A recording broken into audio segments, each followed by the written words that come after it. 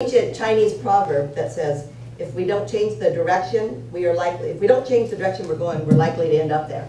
Right? So today we're talking about Earth Day, we're talking about environmental issues, and we're talking about our part that we play in there. And it's always kind of an iffy, subject to talk about a little bit with ministers and with churches and things, all these environmental issues, because it can be a downer, a right downer. Big downer to hear about the stuff that's going on in the world. But in a way, I think it's important to be aware, to hear, to see what's going on, and then know what we can do or how we can be with all of that. And so that's kind of what I want to talk about today, because there is a part, well, the earth is hurting. The earth is hurting. And we are a part of the earth, and when we feel it when the earth hurts, because we are a part. We're connected. And that's kind of what we're going through today, to talk about what that means to each of us. So I want to start with what I read on it. I worked with Dwayne Elgin a lot with his Promises Ahead, with some of the information that I have. And what he says is that over 20 years ago, the leading scientists came together, and there were a lot of Nobel laureate scientists, and they came together to sign what is known as the Warning to Humanity. And basically what it says is that humans are on a collision course with nature. That basically life as we know it can't be sustained the same way that we're going right now. And so there's adversity trends that are happening right now, tons of them. I want to mention 5 of them before I really get into the talk. The 5 that he mentions that are the most critical in his eyes are global climate change. He says we're polluting our planet.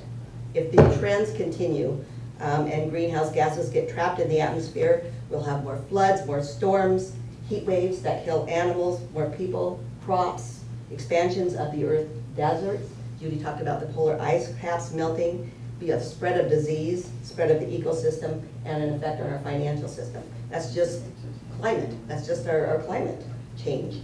Then there's population growth. They said by 2050, over 10 billion people will live on this planet, and 95% of them will be in the poorest countries. We're starting to see epidemics happening that we thought were gone, and they're coming back. The next third one is species extinction. National Geographic did an article. Over 50% of our plant and animal species could be on the path to extinction within 100 years from now. Pretty scary. We're paving over our lands, we're overfishing our oceans, we're pouring toxins into the soil, into the waters. There have been 5 mass extinctions since the beginning of time. We're headed for a 6th one, and that 6th one will be man-made if we don't turn it around. The rest of them have been natural. They've come back, but it's taken millions of years for us to come back. And then resource depletion. Basically, there's a growing water scarcity. Cheap oil is done. And there's 2 billion people who don't have access to clean water. That just like, I can't believe it. That's what 1/3 of the people that live here now don't have access to clean water. Poverty and the absence of opportunity are the way of life for a majority of humans. 60% of humanity live at an extreme poverty level on $3 a day. So all of these, I think Judy mentioned it last week, they work together. You can't solve one without really looking at all of them. And basically that's what I'm here to tell you, the bad news, but there's good news. There's good news. And the good news is that things are starting to shift. That the United Nations Progress Report was issued 5 years after that. And what it said was that things are getting better, but not good enough. Not good enough. That even though the technology, we have the technology and we have the knowledge of what to do, it's just that we don't have the funds or the will to do it. Basically what they said was that not enough of us think it's serious enough to do anything about it. We have to be affected more. We have to hurt more before something is going to happen. And I'm thinking about sometimes, how a stoplight doesn't go into an area, and there's been people killed in that area, and then finally, after people are, enough people have died, they'll do something. And that's kind of what's happening with all of these trends. Dwayne Elgin says that we're headed either for an evolutionary crash or an evolutionary bounce. We're going to go either way. We're kind of on the cusp right now. So my question is, okay, what is it then that we can do, as a group, as a spiritual group? What can each of us do? And to tell you the truth, there's a lot. We recycle, okay? What can we do besides recycle? And my answer to that will be that you'll know. That what is yours to do, you'll know. Whatever grabs your heart is what needs to be done for you. But more importantly, and what I want to talk about today is not so much what we do, but how we be doing it. You understand what I'm saying? How we are and what we do. You know, what do we bring to it? You know, if we are connected to a powerful, intelligent energy while we're doing it. See, to me, it's more important to be connected to something bigger than us while we're recycling than to go out doing a million other things without connection with God. And that's kind of where I'm going with this. Last month we talked about, most of you here remember, we talked about our journey to God. We talked about the hero's journey to God, the soul's journey. Anna Maria Schimmel says, once the journey to God is finished, the infinite journey in God begins. Oh, I love that. The journey in God begins. See, we're in God. We're in God right now. Once we realize that we live and move and have our being in God, in nature, in each other.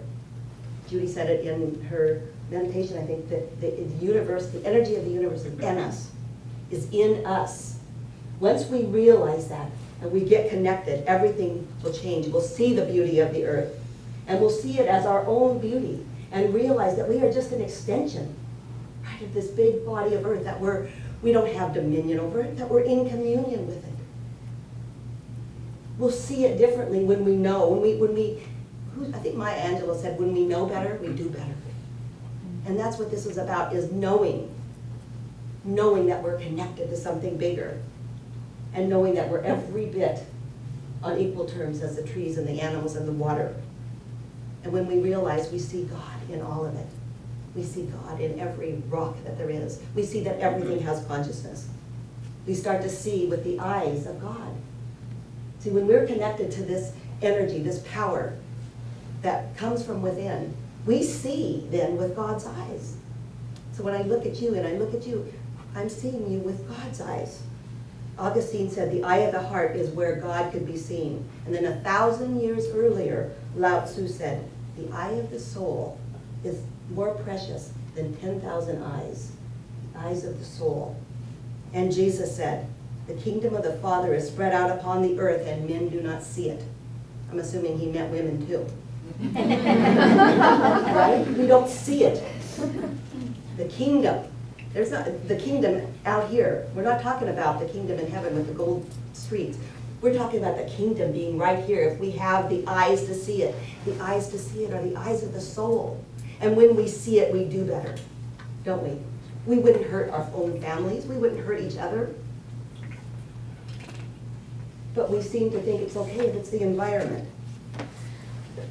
If we have the eyes to see, Dwayne Elgin says that we're in a paradigm shift right now. And if enough of us start to live in communion instead of dominion over, that things will start to shift, that we'll start to see with divine eyes, You know, we see from a different perspective. We're able to step back and see what's going on, and see it with loving and compassionate eyes. You know, this is interesting. The Buddha, I think it was the Buddha that said, you can't have compassion, you can, but it works better to have compassion with wisdom. And together, when you are wise, you can see it all. And I was thinking about this, what this means. And you know, sometimes I kind of, you know, when I'm doing my talk, I go inside and I'm going, does this make sense? I read this and it has to kind of click with me. So I was trying to figure out how this worked, seeing with these eyes. And what it meant was he talked about seeing in love, right? Because you're God, you're seeing with God's eyes. So you're seeing the earth and you're seeing everything with God's loving eyes.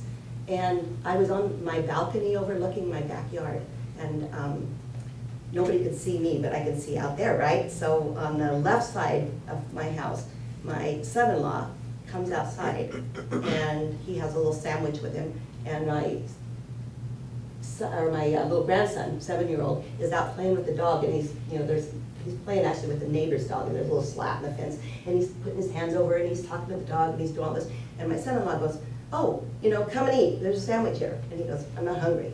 And I'm watching this. He goes, I'm not hungry. I don't want to eat. He goes, you need to eat now. It's an egg sandwich, and I made it for you, and you need to eat right now. You know? And Eden goes, oh, well, he knew it's better just to shut up and get the sandwich. So he walks over, leaves the dog alone, he takes the sandwich, and stuff, and he waits for his dad, right, to go in. His dad goes in. They can't see me looking at all this, So I see him kind of looking at the sandwich, takes a little bite, and then walks over and he's still playing with the dog, and all of a sudden I can just see his little brain ticking. And he takes a little piece of his sandwich, gives it to the dog, knows the dog likes it. Pretty soon the whole sandwich is gone. Okay? And he looks around, like, okay, good, I got away with that one. He looks up and sees me. Okay? So we're kind of, our eyes just met, we just kind of stared at each other. And a big grin came over him. And he went back to feeding the dog. I didn't say a word. He didn't say a word. We never mentioned it again. But my point being is that sometimes you have to see from a higher level, right? You have to see from a level, and it doesn't mean with compassion, with wisdom, and it doesn't mean we have to jump in and get involved in everything because we feel it, right? Because I felt compassion for each side, right? I know Audie was just trying to, give him an egg sandwich. He doesn't like egg sandwich. I saw that, and I saw he doesn't like egg sandwiches. It wasn't mine to jump in and say, he doesn't like an egg sandwich, where I might have done that. And I might have jumped in to eat and said, you better eat it, I just let go. So the point being is that sometimes we see things with different perspective and we can let go, and sometimes we can't. Sometimes there's things that we have to do when our heart tells us. But we do it with compassion and wisdom. We don't jump onto an environmental cause with the meanness of not seeing the whole picture. We see how we can do it in love and in wisdom. And that's the point that I'm trying to make here, is that use the eyes of God that each of us have within us. So seeing differently is so important. Albert Einstein, I wrote it down, and you guys know this quote, but I want to take it apart because this is what we're speaking to today. Einstein said, a human being is part of the whole, called by us the universe, a part that is limited by time and by space. He experiences himself, his thoughts, and his feelings as something separate from the rest. And it's a kind of optical delusion of his consciousness. This delusion is a kind of prison for us. It restricts us to our own personal desires and to the affection for just a few people that are near to us. And here's our task, is to free ourselves from this prison by widening our circle of compassion to embrace all living creatures and the whole of nature in all of its beauty. Isn't that a beautiful quote? So basically, what he's saying is that we think we're separate. We see ourselves as these separate, fragmented beings doing our own little life. And when we get it, that we're connected at such a deep level, we will start to see with God's eyes, and with that we will treat everything differently. We will treat the world as our own. See, and what he's saying is the universe is alive. This stuff excites me so much, it excites me because it's who we are. The universe is alive with consciousness, with intelligence, and everything is connected. Everything is connected. And we are sustained by what Brian, what's his name, Brian? Schwim. Yeah, calls the all-nourishing abyss. Okay, it sounds scientific, but it's God. We're sustained by this energy of God. With every breath we take, we buzz with energy, with love, with compassion, with light. And this has got to be understood. See, this is what's got to be understood before we start to see things differently, before everything. We must know, that we're harming ourselves when we are harming the earth. The universe is connected. Okay, I love what he says. We are a single, unified whole. This is the new science, right? This is the new science. And I don't know a lot about it. I love it because it gets me excited to know that underneath it all, that we are in a live universe that is connected, that we are a single, undivided whole, that what appears separate, even science is proving that isn't separate, that we're not. We're not at all. That we are one with all of the energy. We're one with nature, with everybody. We are connected by this web of light. Greg Braden calls it the divine matrix. The divine matrix, it's like, I just see like sometimes threads, right, going to each and every one of us connected. And what's in you is in me. If I see it, Did somebody say in the other class, if I spot it, I got it, right? If I see negativity in you, it's in me. If I see love in you, it's in me. You know, it's the same thing. We have threads running through to each other. When we see things happening in the universe, when we see things happening to our waters, you know, it happens to us too. And it's something that we need to really get, that we are connected by this field, by this connection. And I think Judy mentioned it last week, that we use Indra's net. When one piece of the net hurts, every bit of it hurts. You know, how can you wipe out one species and it not affect the whole world? The universe is alive, it's connected, and it's intelligence. See, it's intelligent. This consciousness is alive everywhere. Intelligence is in everything. Even quantum physics is showing that from the minute, most electron even, has a mind of its own. Can you believe that? That means that consciousness is alive everywhere in every rock. You know, I don't get it. I don't get it. But it doesn't matter that I don't get it. I know that there are so many studies, there are so many things happening right now, and we hear about it all the time. You know, have you read about Emoto's work about the water, right? The water crystals. You know, you look at that water responds to our messages of love or fear. You know, I read where plants were wired up to a polygraph, and they responded to intentions of love or fear. You know, that's something. Maybe we can't explain it totally scientifically, although they're starting to. You know, how about the one where, I love this, that they did a test and these kind of studies, and when a dog knew that his owner was coming home, you know, he just knew it. And all of a sudden he's at the window waiting and waiting at the time that the guy was leaving the office. See, what are these, you know? To me, this is connection. This is divine connections everywhere. And we're all connected. And so if this is happening, how are we connected to our environment? You know, to all of nature, to all the beauty of everything. And then finally, he says that the universe is sustained by an all-nourishing abyss. That's God. That's the space of God. We are nourished with every breath we take. You know, and here's what I really like. The spiritual traditions have been talking about this forever, right? The traditions have been talking about emptiness, about the absolute, about the wholeness, about the Ein Sof, about the Tao. And it's the same thing now that scientists are calling the abyss, which is true. And it's an alive field of intelligence that is nourishing us with every breath that we take. It's the creative energy of the universe. And when we're aligned with that, we create. We create the universe. You create your life. And when you are aligned with something that you love, you're creating things you love. You're creating a world that we can all love.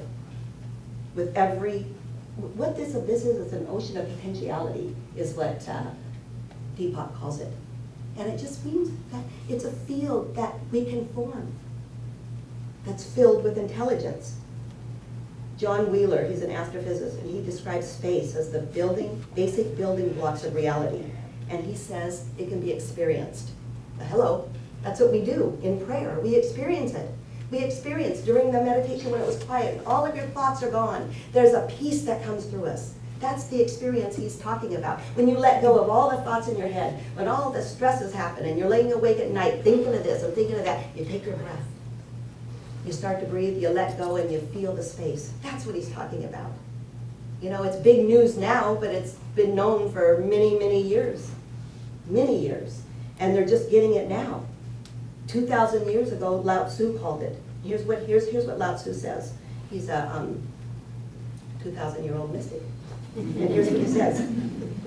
There was something formless and perfect before the universe was born.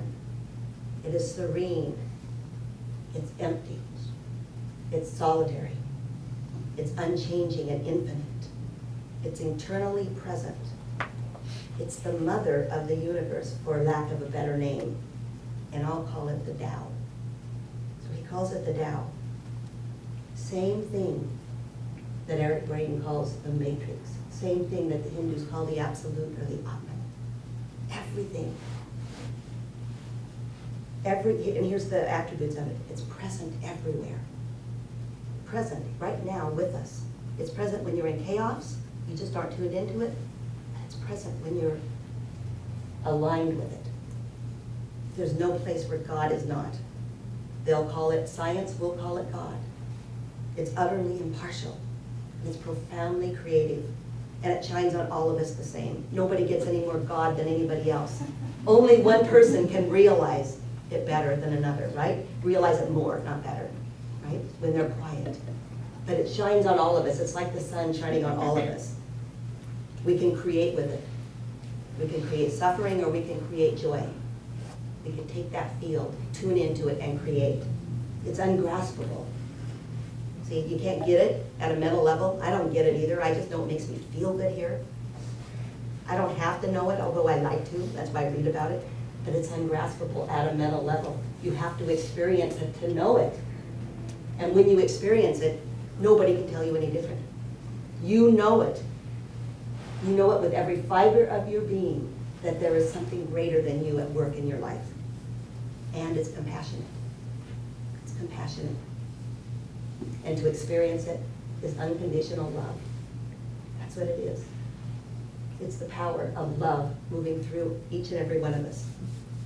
So Dwayne Elgin says we're going to take a crash or a bounce. I'm saying we're taking the bounce. We're moving forward when enough of us tap into that. Enough of us live there. When enough of us can live in that field of incredible energy. When enough of us evolve so that we can walk in that space. We can experience ourselves as whole and not separate from each other. See, it's only then that we're going to be able to turn it around. You guys, we live in a miracle, you know, and we are the miracle. We are the miracle. You know, this life is brimming with light and love and beauty and compassion. And we live there in this field of divine loving compassion. So I guess my prayer would be that each and every one of us experience that field, that birthright that is ours, because that's what we are to inherit, is the birthright of the divine. So my prayer is to go within to feel that passion, that compassion that's inside each and every one of us, so that we can take it out. We can take it out into the world and take that evolutionary bounce forward. Thank you.